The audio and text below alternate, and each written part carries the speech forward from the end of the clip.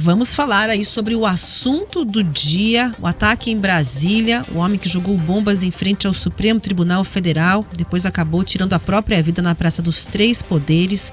Camila tem mais informações, né, Camila? Pois é, Rafa, em paralelo, o carro desse homem explodiu em um estacionamento da Câmara dos Deputados. Hoje, novas bombas foram desarmadas em um trailer e também na casa em que esse homem estava. As últimas informações dão conta de que a Polícia Federal apura eventuais ajudantes para essa tentativa de atentado.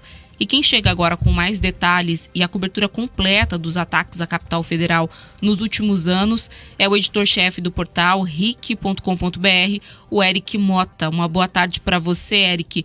Ministros do Supremo fizeram agora à tarde uma linha do tempo sobre o aumento do radicalismo no Brasil, não é mesmo?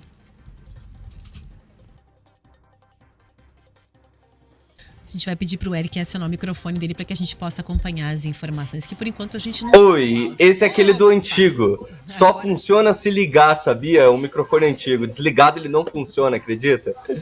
Mas bem, eu falei brincando aqui, mas vamos trazer a seriedade que o assunto em si merece, né?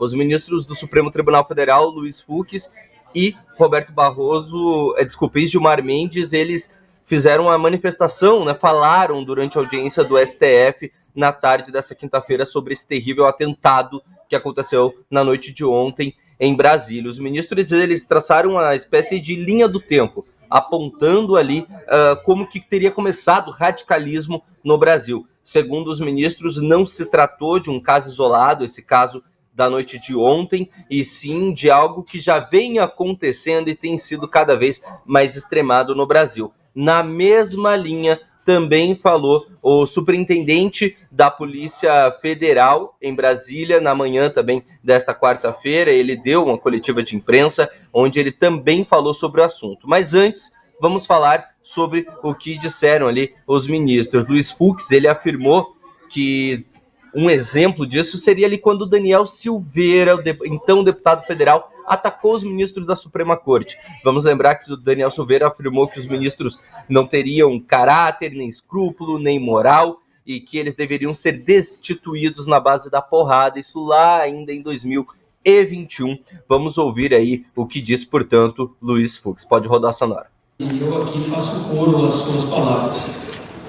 Vejam a gravidade, a extensão desse processo, de que não é razoável pessoas cometerem atos.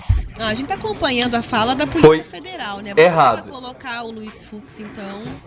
a gente não tem aqui, Eric, estão informando que a gente não só foi tem do a Fux? Polícia Federal. Então vamos acompanhar o que disse o superintendente da Polícia Federal aí para nossa audiência, e depois a gente tem a fala do Barroso. Vamos acompanhar aí primeiro o que disse o superintendente da Polícia Federal. E eu aqui faço coro às suas palavras.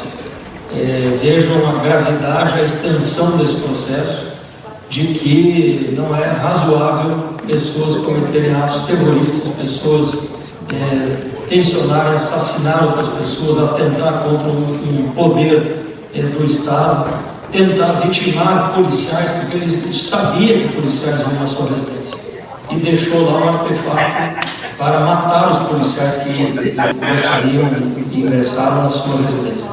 Então, de fato, nós não estamos aqui falando de um grupo de pessoas que quebrou o quadro ou quebrou uma cadeira. Estamos falando de ações violentas contra o Estado Democrático de Direito. Estamos falando de ações gravíssimas, de atos terroristas. Estamos falando de tentativa de homicídio, que felizmente ficou na tentativa. Estamos falando aqui de armadilhas para matar policiais que estavam fazendo a investigação. Então, eu aqui entendo também que não é aceitável que se proponha anistia para esse tipo de pessoa.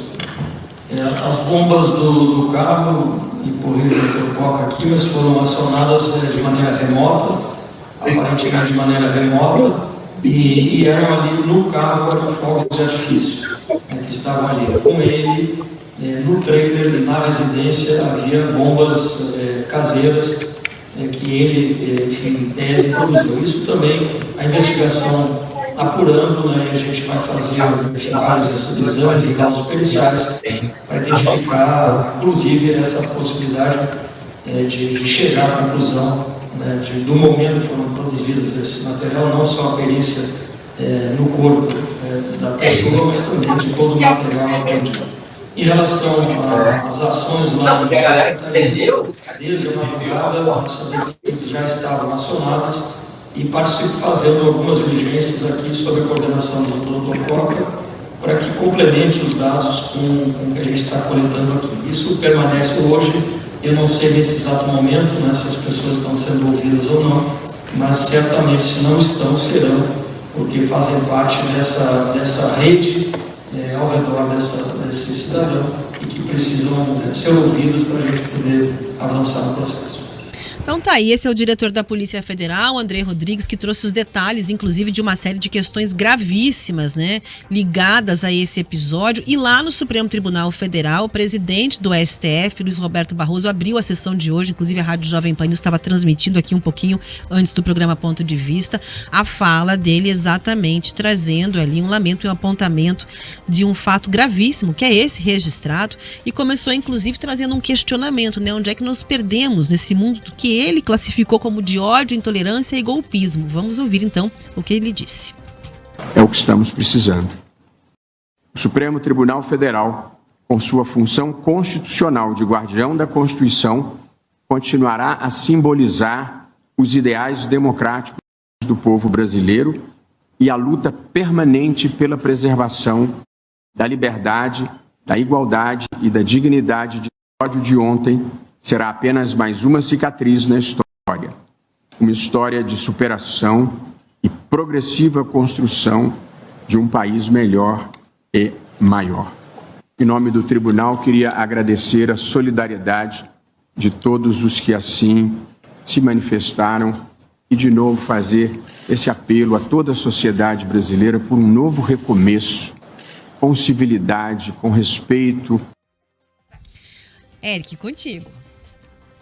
Portanto, vamos lá, vamos resumir rapidamente então a fala tanto do Barroso, e não do Fux, como tinha falado anteriormente, quanto do Gilmar Mendes. Eles traçaram uma linha do tempo, mostrando que o que aconteceu na noite de ontem tem paralelo histórico com outros momentos da história do Brasil.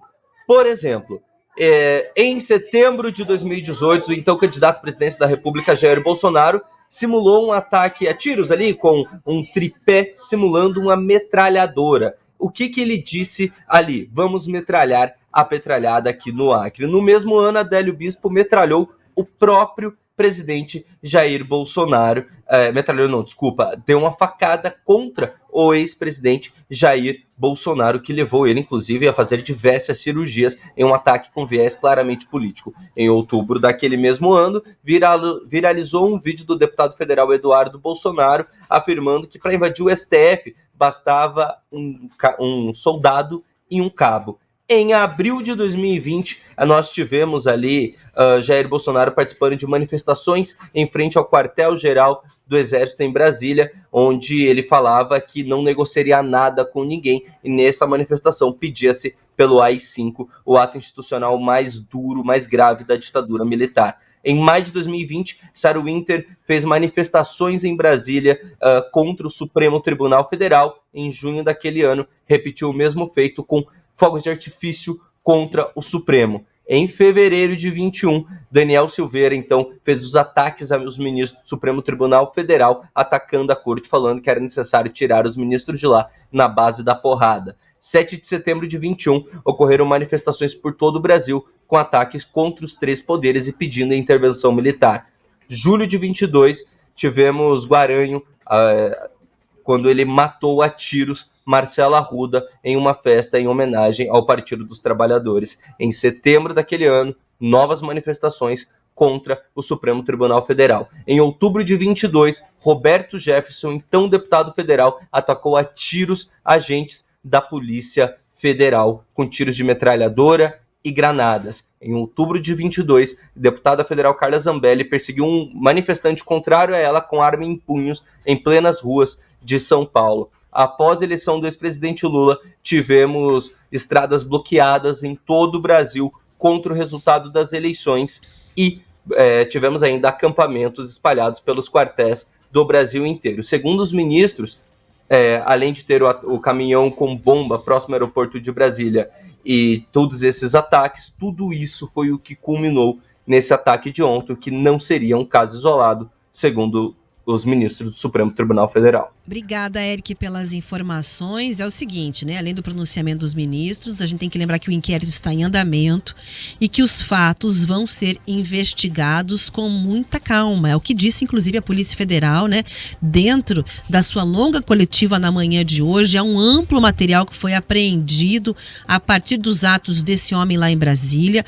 Tem análise pericial para acontecer, computador, celular, os próprios artefatos que ele desenvolveu ou teria desenvolvido, ampla gama de depoimentos prevista, tá? Esposa, familiares, pessoas que viviam em torno desse senhor aí. Então, segundo o diretor da PF, ele teve, né, um grande grau ali, né, de perícia, conseguir desenvolver exatamente fabricação artesanal desse material com alto grau de lesividade. Então, não vou nem repetir aqui, mas tinha, por exemplo, extintor carregado com gasolina para simular lança-chamas, conseguiu desenvolver ele com potencial de machucar outras pessoas de maneira bastante drástica, conforme a própria Polícia Federal colocou e apontou. Agora é preciso analisar o contexto de radicalização, construção do discurso contra o STF, contra instituições, a partir do desdobramento, né, das investigações, para entender exatamente o que houve nesse caso, né? Se não foi mesmo essa história de lobo solitário, se isso está conectado a outros atos que aconteceram.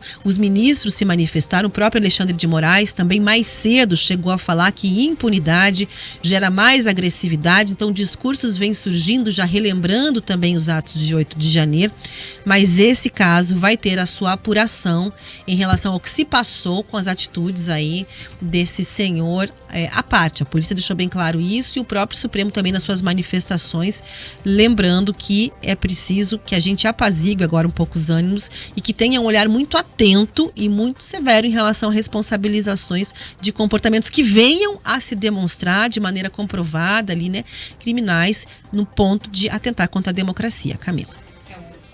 O Eric e a Rafa destacam aqui, né, todo esse clima de animosidade que a gente vem já observando no país há vários anos, mas o que mais me chama a atenção nesse momento é a falta de segurança que existe em Brasília, que é a capital federal, né? Principalmente naquele espaço ali que é justamente a sede dos 3 poderes. E não só, né? Outros espaços da capital federal que são importantes e estratégicos, inclusive para a segurança de todo o país, para que a gente tenha ali a nossa democracia bastante preservada. E acho que um caso em específico, Rafa, merece um paralelo com essa situação, que é o atentado, a tentativa de atentado à bomba que a gente teve em Brasília, no aeroporto da capital federal, em 2022, pouco antes ali, então, daquele final de ano, né, daquele início de 2023. Por que eu digo isso? Porque na época, a história, né, que se descobriu depois, era que todos esses explosivos que também foram criados ali, artefatos, né, feitos por alguma ou várias pessoas que estavam envolvidas naquela tentativa de atentado, saíram do Pará e vieram então até a capital federal sem que uma fiscalização tivesse parado eles, sem que eles tivessem passado ali por uma revista que pudesse, né, ter identificado e barrado essas pessoas. A organização desse atentado teria sido feita em frente ao QG do Exército na capital federal e essa bomba ela só não explodiu porque ela não foi acionada por um erro técnico. E você pode imaginar o tamanho da tragédia que nós teríamos com a explosão de uma bomba num caminhão no aeroporto de Brasília, né? E nesse caso em específico, eu também destaco como, por sorte, não foi uma tragédia muito maior. Eu mesma, como repórter na capital federal, por vezes estive ali na Praça dos 3 Poderes, naquele horário da noite, parada, trabalhando. Muitas pessoas circulam por ali, turistas, brasileiros, né, que vão conhecer a capital federal, gente que está trabalhando, e existe uma segurança naqueles prédios públicos, alguém que pudesse ter notado alguma movimentação diferente e que não notou. Esse homem, ele circulou pelo Congresso Nacional durante o dia, né? Então essa falta de segurança, de termos ali uma inteligência que identifique possíveis atos, né, que possam estar sendo planejados ou vir a ocorrer, isso me chama muito a atenção, Rafaela. Nós não somos um país sem estrutura, sem tecnologia, não somos um país desenvolvido tampouco, mas eu acredito que nós já teríamos condição de oferecer uma segurança maior, especialmente para o centro do poder em Brasília, o que não vem acontecendo. E a gente pode exemplificar isso em diversas situações, mas eu destacaria essas duas em especial. Tem 1 minuto para a gente, pode abrir aqui? Tem 1 minuto pra gente acabar o programa, então eu vou conseguir complementar rapidamente. Eu penso nas redes sociais também, né? Porque, por exemplo, nesse caso, você tinha já uma série de mensagens, né, previstas. Eu sei que há uma discussão toda muito acalorada em relação a agora vai ganhar força a questão de regulamentar ou não regulamentar, mas paralelo a isso, você não consegue fazer a fiscalização, por exemplo, é tudo público, tá aberto o perfil desse homem. Trabalho, né? de inteligência. Então, e tem uma série de postagens já anteriores, né, abertas, você vê lá as montagens que ele fez, que agora vieram a pública com acesso muito fácil. As pessoas estão comentando, inclusive, o que está por lá. Será que seria possível identificar hoje com o acesso que a gente tem em relação a isso? Não vou conseguir desdobrar aqui em razão do tempo, mas também complemento o teu questionamento em relação a isso, Camila. Me pergunto e me questiono da mesma forma que você essas questões estratégicas de segurança no momento atual que a gente vive. Será que estamos dormindo em relação ao que se passa dentro de algumas leituras e comportamentos quando envolve, né? E aqui eu estou no campo ainda colocando que há uma investigação para entender as motivações desse homem nesse caso, mas de paixões políticas, de divergências políticas, de pontos de vista sobre a vida? Mas a gente precisava de uma investigação anterior a isso, né? Que pudesse ter identificado esse risco e evitado o que aconteceu, né? Uma pessoa morreu, no caso, essa pessoa que planejou supostamente o atentado, mas a gente poderia estar aqui falando de uma tragédia e não é a primeira vez que a gente passou muito perto de que algo assim ocorresse. Então, tá mais do que na hora das nossas forças de segurança trabalharem, né, de forma integrada e nos oferecerem um diagnóstico prévio de situações de risco como essa, para que a gente não tenha daqui a pouco que noticiar de fato uma tragédia.